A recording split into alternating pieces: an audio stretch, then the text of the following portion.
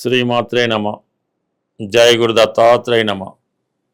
ఈ వీడియోలో మనం ధనుసు రాశి వారికి జూన్ 8వ తారీఖు టు జూలై 4 మధ్యలో శుక్రగ్రహం గురుగ్రహం కలిసి కర్కాటక రాశిలో 27 రోజుల పాటు సంచరించడం జరుగుతుంది. ఈ 27 రోజుల్లో మరి ధనుసు రాశి వారికి ఏ విధమైనటువంటి లాభం కలగబోతుంది అన్న విషయాన్ని మనం పరిశీలించే ప్రయత్నంలో మరి శుక్రుడు ఈ రాశి వారికి షష్ఠ లాభాధిపతి, అంటే 6వ స్థానాధిపతి, 11వ స్థానాధిపతి. అంటే ఈ రాశి వారికి శుక్రుడు రుణాలు, 6వ స్థానం ఏం చెప్తుందంటే శత్రువులు, రోగాలు, రుణాలు. లాభస్థానం ఏం చెప్తుందంటే స్నేహితులు, మనకన్నా జీవితంలో మనకన్నా ముందుగా పుట్టినటువంటి అక్కలు, అన్నయ్యలు, అలాగే స్నేహితులు. ఈ 11వ స్థానం చెప్తుంది. అంటే 11వ స్థానాన్ని అన్నది లాభస్థానం అన్నారు.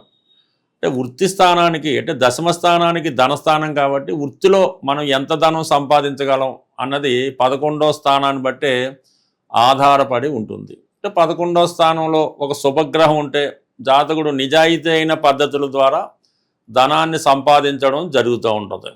అదే 11వ స్థానంలో పాపగ్రహం ఉంటే అన్యాయంగా, అక్రమంగా ధనం సంపాదించడం జరుగుతూ ఉంటుంది. మరి శుక్రుడు మనకి 6వ స్థానాధిపతిగా అవటం వల్ల ఏంటంటే రుణ ప్రయత్నాలు ఫలిస్తాయి. వైద్య వృత్తి ద్వారా ధనం సంపాదించవచ్చు. అలాగే మరి ఏదైనా సర్వీస్ చేయడం ద్వారా, ఇతరులకి సేవ చేయడం ద్వారా, ఉద్యోగపరంగా అయితేనేమి సర్వీస్ పరంగా ధనం సంపాదించే అవకాశం ఉంటుంది. అటువంటి శుక్రుడు గురుగ్రహంతో కలిసి ఉన్నాడు. అంటే అష్టమ స్థానం ఏం చెప్తుందంటే ఆకస్మికంగా జరిగే సంఘటనలు చెప్తూ ఉంటుంది. ఇక్కడ సప్తమానికి ధనస్థానం కాబట్టి భార్య యొక్క సంపాదన పెరగడం జరుగుతూ ఉంటుంది. భార్య యొక్క కుటుంబంలో, అంటే జీవిత భాగస్వామి కుటుంబంలో ఏదో ఒక శుభకార్యం జరుగుతూ ఉంటుంది. దానివల్ల కొంతవరకు మీకు కూడా ఏదో విధంగా సంతోషం, ఆనందం కలుగుతూ ఉంటుంది. మరి లాభస్థానం అన్నది ఏంటంటే ఆర్థిక పరంగా మరి ఏదైనా పని చేసేటప్పుడు మనం ఏ విధంగా ధనం సంపాదించాం. శుక్రుడు కాబట్టి కళల ద్వారా, సినిమా పరిశ్రమ ద్వారా, స్థిరాస్తుల ద్వారా, అలాగే ఏంటంటే స్త్రీ బంధువుల ద్వారా, అంటే భార్య ద్వారా, అంటే వివాహం తర్వాత భార్య సంపాదన కలిసి వస్తుంది. అలాగే మనకి స్నేహితులు ఉన్న, స్త్రీ స్నేహితులు ఉన్న వాళ్ళు సహకరించడం జరుగుతూ ఉంటుంది. మొత్తం మీద శుక్రుడు ఈ రాశి వారికి ఒక విధంగా పాపగ్రహం. ప్రధానంగా ఏంటంటే ఇప్పుడు ఈ రాశి వారికి జరిగేది వివాహ ప్రయత్నాలు చేస్తున్న వారికి వివాహం జరిగే అవకాశం ఉంది. అంటే వివాహం ద్వారా, అంటే డౌరీ రూపంలో రావచ్చు, ఉద్యోగం చేసే భార్య రావచ్చు. ఆ విధంగా జాతకుడికి ధనలాభం, ఐశ్వర్యం కలిగే అవకాశం ఉంటుంది. అంటే వివాహం ద్వారా లాభం కలుగుతుంది. అలాగే దశమ స్థానానికి లాభస్థానం, అష్టమ స్థానం. అంటే ఎప్పుడన్నా ఒకరి జీవితంలో అతనికి వ్యాపారం కలిసి వస్తుందా, ఉద్యోగం చేసుకోవాలా అన్నది కరాఖండిగా ఖచ్చితంగా చెప్పాలంటే అష్టమ భావమే ఇంపార్టెంట్. అతని యొక్క జాతకంలో అష్టమంలో శుభగ్రహాలు ఉంటే జాతకుడు కంప్లీట్గా వ్యాపారం చేసుకోవచ్చు. వాడికి ఎంత అప్పు అయితే అప్పు దొరుకుతుంది, పెద్దవారు సహకరిస్తూ ఉంటారు. అదే పాపగ్రహాలు ఉన్నప్పుడు జాతకుడు వివిధ కారణాల వల్ల నష్టపోవడం జరుగుతూ ఉంటుంది. కొంతమందికి కొన్ని శిక్షలు కూడా పడుతుంటాయి. అందుకని 2 శుభగ్రహాలు ఇప్పుడు అష్టమంలోకి వచ్చాయి కాబట్టి మరి ఈ ధనుసు రాశి వారు ఏదైనా కొత్త వ్యాపారం ప్రారంభించాలంటే దానికి తగిన సౌకర్యాలు లభిస్తాయి. వృత్తిపరంగా ఆదాయం పెరుగుతుంది. వృత్తిలో అందరూ మీకు సహకరిస్తారు. వృత్తిపరమైన అభివృద్ధి అన్నది ఈ రాశి వారికి రావడం జరుగుతుంది. ఈ 2 కూడా మొత్తం మీద వృత్తిపరమైన లాభం, వివాహపరంగా లాభం జరిగే అవకాశం ఉంది. ఇక ప్రధానంగా ఎక్కువ ధనుసు రాశి వారు ఈ ఉపాధ్యాయ వృత్తి, న్యాయవాది వృత్తి, పరిశోధనా రంగం, ఎక్కువగా ఏదో ఒక కొత్త విషయాన్ని తెలుసుకోవడం జరుగుతుంటుంది. వీళ్ళు ఎప్పుడు కూడా చాలా లాంగ్ టర్మ్ గోల్స్ పెట్టుకుంటుంటారు అన్నమాట. అటువంటి వారి జీవితంలో మీరు ఏదైనా ఒక శాస్త్రం నేర్చుకోవాలి, ఒక PhD సంపాదించాలనుకున్న వాళ్ళకి ఈ సమయంలో మీ యొక్క ఆశయం నెరవేరే అవకాశం ఉంది. ఒక మంచి సబ్జెక్టు దొరకడం కానీ, ఒక మంచి గురువు లభించడం వల్ల ఏంటంటే మీరు ఏదైతే తెలుసుకోవాలనుకుంటున్నారో, ఏ రహస్యాన్ని అయితే ఛేదించాలనుకుంటున్నారో అటువంటి రహస్యాన్ని మీరు తెలుసుకునే అవకాశం ఉంది. ఇక ప్రధానంగా ఈ 2 శుభగ్రహాలు కూడా ధనస్థానాన్ని వీక్షించడం వల్ల మీ కుటుంబ పరంగా ఉన్నటువంటి ఆర్థిక పరమైన సమస్యలు ఎటు సాల్వ్ అవుతాయి. అలాగే ఏదన్నా మీ కుటుంబంలో ఎవరికైనా వివాహం రావట్లేదు, లేదంటే కుటుంబంలో నిరుద్యోగులు ఎక్కువ మంది ఉన్నారు, ఎవరికి ఉద్యోగాలు లేవు, అలాగే కుటుంబ ఆదాయం తగ్గిపోయింది, కుటుంబ పరంగా అస్తవ్యస్తంగా ఉందనుకున్న వాళ్ళకి మీ కుటుంబ పరిస్థితులు చాలా వరకు చక్కబడే అవకాశం ఉంది. ఏదో విధంగా ఒక ఆకస్మిక ధనలాభం లాంటిది మీ కుటుంబానికి కలిసి రావడం వల్ల ఆటోమేటిక్గా కొంతవరకు కుటుంబంలో పెండింగ్లో ఉన్నటువంటి పనులు, వివాహం కానీ ఏదైనా గృహ నిర్మాణం కానీ మధ్యలో ఆగిపోయినటువంటి నిర్మాణాలు అన్నీ పూర్తి చేసుకొని మళ్ళీ మీ కొత్త లైఫ్, అంటే గతంలో కొంత ఏదో కారణాల వల్ల వీళ్ళు ఇబ్బంది పడుతున్నారు, పాడైపోయారని ఉన్నటువంటి నేము మళ్ళీ తిరిగి సంపాదించి కొత్తగా మీ జీవితాన్ని మీరేంటో రుజువు చేసుకునే విధంగా మీలో ఉన్నటువంటి నైపుణ్యానికి తగిన గుర్తింపు, ప్రాధాన్యత ఇవన్నీ కూడా ఈ ధనుస్సు రాశి వారికి ఈ గ్రహాల కలయిక చాలా వరకు ఉపయోగపడుతుంది.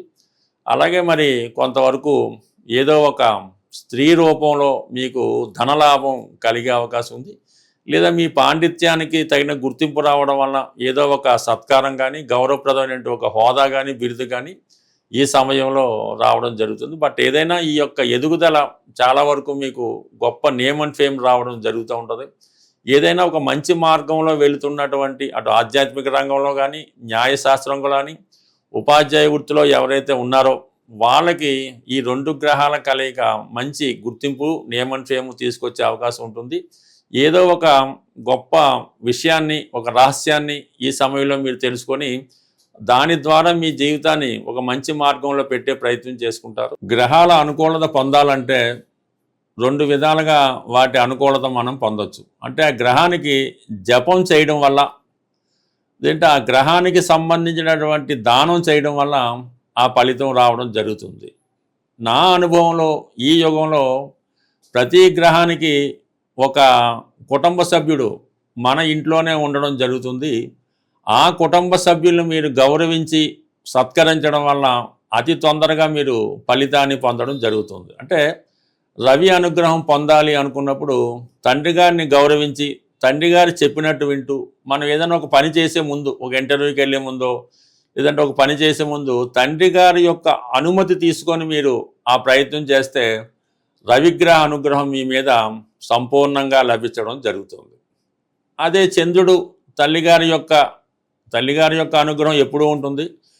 కొన్ని సందర్భాల్లో తప్పనిసరి పరిస్థితుల్లో తల్లిగారి అనుగ్రహం పొందాలంటే ఆమెకి ఏదో ఒక ఆవిడకి ఇష్టమైనటువంటి స్వీట్ పెట్టి ఆవిడ ఆశీర్వాదం తీసుకోవడం వల్ల ఆవిడ మాట వింటే చాలు మీకు చంద్రగ్రహ అనుగ్రహం లభిస్తూ ఉంటుంది. మరి ఇప్పుడు మనకి ఈ ప్రధానంగా శుక్రగ్రహం, మరి గురుగ్రహం, ఈ గ్రహాల యొక్క అనుకూలత పొందాలి అనుకుంటే శుక్రగ్రహ అనుగ్రహం కోసం లక్ష్మీ స్తోత్ర పారాయణ, కనకదార స్తోత్రం, శ్రీ సూక్తం ఇవి పారాయణ చేయడం వల్ల ఖచ్చితంగా కొన్ని నియమాలు పాటించవలసి ఉంటుంది. ఈ లక్ష్మీదేవికి సంబంధించినటువంటి స్తోత్రాలు ఎప్పుడూ రెగ్యులర్గా ఒకే టైంలో చదవాలి. చాలా శుచిగా శుభ్రంగా ఉండవలసి ఉంటుంది. ఎప్పుడూ పరిశుభ్రమైన దుస్తులు ధరించాలి. అలాగే గృహాన్ని కూడా చాలా పరిశుభ్రంగా ఉండాలి. ఈ సమయంలో మీరు అబద్ధం ఆడటం కానీ, స్త్రీలను వేధించడం కానీ, స్త్రీలతో చిన్నచూపు చూడటం కానీ ఇటువంటి ప్రయత్నాలు చేయకుండా చక్కగా ఈ లక్ష్మీ స్తోత్రాలు చదవడం వల్ల లక్ష్మీదేవి అనుగ్రహం తొందరగా మీకు లభించడం జరుగుతుంది. మరి ఇంకా తొందరగా రావాలంటే మీ భార్యకు కానీ, మీ సిస్టర్స్ కానీ, మీ అత్తగారికి కానీ, అమ్మగారికి కానీ లక్ష్మీదేవి స్వరూపంగా భావించి వాళ్ళకి నూతన వస్త్రాలు, పసుపు కుంకాలు బహుకరించడం వల్ల, వాళ్ళ పాదాలకి నమస్కారం చేయడం వల్ల కంప్లీట్గా మీరు లక్ష్మీదేవి కృపకి పాత్రలు అవ్వడం జరుగుతూ ఉంటుంది. మరి గురుగ్రహం, గురువు అంటే మీ గురువు మీకు ఏదైతే విద్య నేర్పాడో ఆ గురువుని సత్కరించడం వల్ల, పూజించడం వల్ల, గురువుని గౌరవించడం వల్ల మీకు కంప్లీట్గా గురుగ్రహ అనుగ్రహం లభిస్తుంది. ఇంకా తొందరగా గురుగ్రహ అనుగ్రహం లభించాలంటే ఈ దక్షిణామూర్తి ఫోటో మీ గృహంలో గోడకు అలంకరించి శనగలతో కూడినటువంటి దండ ఈ దక్షిణామూర్తి అలంకరించి, ముఖ్యంగా విద్యార్థులు, కొత్తగా నిరుద్యోగులు లాంటి వాళ్ళు, ఉద్యోగం ఆశించే వాళ్ళు ఏమీ చేయక్కర్లేదు. మీరు ఆ దక్షిణామూర్తి ఫోటో వంక చూస్తే చాలు, ఒక 5 నిమిషాలు 10 నిమిషాలు మీకు బాధ కలిగినా ఇంకోటి కలిగినా ఆ విగ్రహం, ఆ ఫోటో వంక తదేక దీక్షతో చూడటం వల్ల 100కి 100 రూపాయలు ఆ గురుగ్రహ అనుగ్రహం మీ మీద సంపూర్ణంగా లభిస్తుంది. సో ఈ సింపుల్గా మీరు ఈ గురుగ్రహ అనుగ్రహాన్ని పొందగలరు. పైపెచ్చు మీరు ఏదైనా గురువు ఉంటే ఆ గురువు సంబంధించినటువంటి ఏ దైవాన్ని పూజించమంటాడో ఆ దైవాన్ని పూజించడం, మీ జన్మజాతకంలో 9వ స్థానంలో ఏ గ్రహం ఉంటే ఆ గ్రహాన్ని ఆరాధించడం వల్ల, దానికి సంబంధించిన దైవాన్ని పూజించడం వల్ల కూడా తొందరగా అదృష్టవంతులు అయ్యే అవకాశం ఉంటుంది. స్వస్తి.